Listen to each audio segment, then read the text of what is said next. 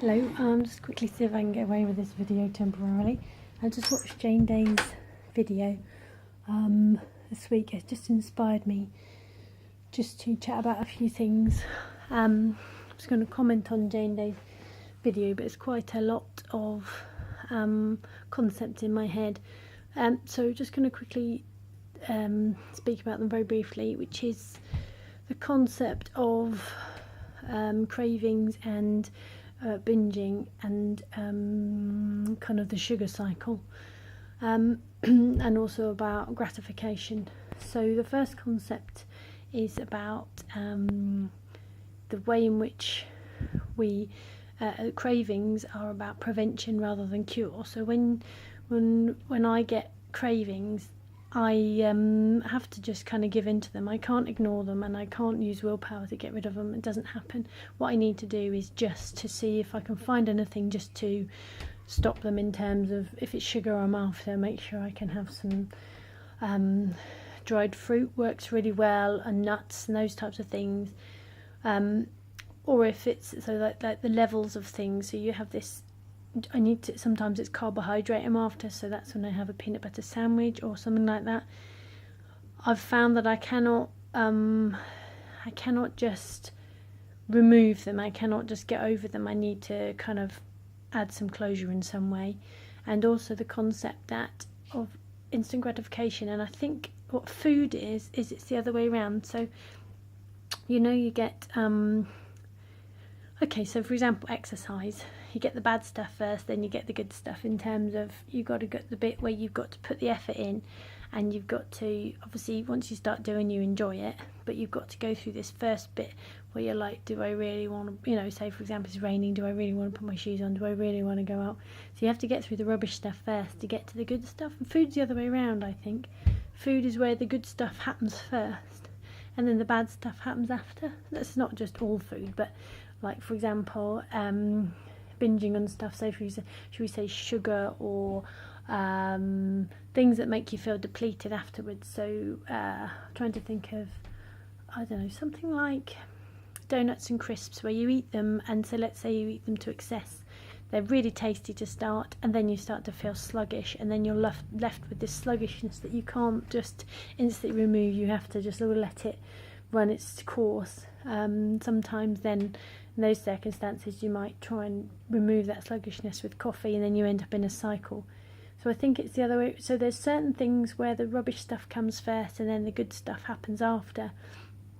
And food is an instant gratification, but at some point you do get the down, so you get the ups and the downs. Food is where the up comes first, then the down comes after. And other stuff like putting the effort in to make sure that you've got a tidy house, for instance, the rubbish stuff comes first, then the good stuff comes after. So for instance, you've got to do the washing up. I mean, I'm sure lots of people really love doing the washing up, etc., but it means you put your effort in first to be able to get the good stuff after. So sounds like little feet are coming down the stairs. I just wanted to put that little concept together where, hello, I'm just doing a quick video. Yeah, that's fine. Okay, so yeah, just thinking about which is hence the reason why I stopped drinking coffee, because you get this boost and then you have the down afterwards, and you have to deal with that. It's a little bit like having when you're a kid and you have stuff on your plate, whereby you either eat your favourite stuff. You coming in? Daddy. Hello. You eat your favourite stuff first and you're left with the rubbish stuff, or do you eat your rubbish stuff first and left with your favourite stuff? Which, I've got two children here. How would you eat your meals? I eat my favourite stuff. Favourite stuff first, and then leave your because rubbish I'm stuff? the brain. You're the brain. I usually eat the worst stuff first, then it gets over with. Okay then. So that's the concept. Just talking about the concept between where you have to put some effort in and then you get the good stuff after.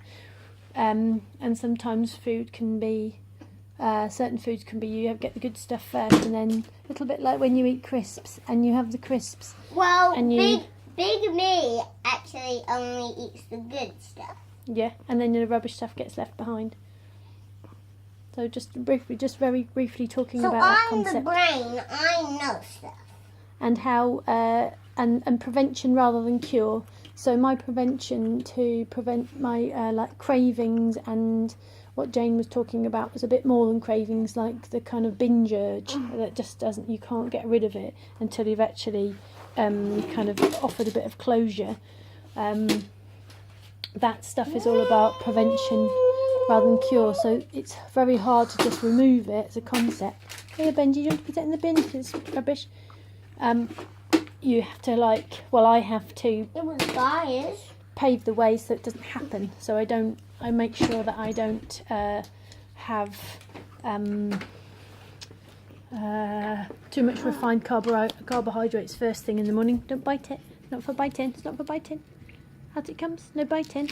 No, we're not biting it. It's not good for your tummy. Spit it out. Ugh. It's not good. Put that in the bin then. Oh, horrible. Okay then. It's all slimy. Don't eat it because it's not good for your tummy. So that's why I don't do coffee, because it okay, I think that's my tongue up now. I've had enough of that now. Hey, Bear, you alright, Benjamin? Okay. I had it in my mouth. I spit it up, and it actually landed in the centre of the bin. Job. Well done. Okay, so I make sure that I do prevention rather than cure. I make sure that I don't drink. That's why I don't drink decaffeinated coffee anymore, or coffee, because it starts a loop for me. So that then I don't end up with the bit where I'm craving. And I still do get cravings because I don't get it right all the time. I can't get it perfect all the time. It's sometimes you make a mistake and you think, because the stress happens, you get stressed out and your cortisol drops, doesn't it? And then you end up with the sugar cravings. But I do know that I don't serve myself any favours if I just ignore my cravings. I just make sure that I solve them in the best way I can at the point. Sometimes I solve them with stuff that's not perfect, but I try and make sure I solve them in kind of ways in which they're not going to have a second drop off. So if I'm after sugars and fats and things, then I try and make sure I have some nuts and raisins, even if it takes me over my sins, because it's about damage limitation at that point, to make sure that I'm having something that I don't just end up with a craving going over my head, because I am rubbish at just dealing with my cravings. I completely cannot do willpower. It's just still there in my head. So I'll just upload this quickly and then I'll just do a little comment on Jane's video. I just wanted to pop it all in before I forget. Okay, bye.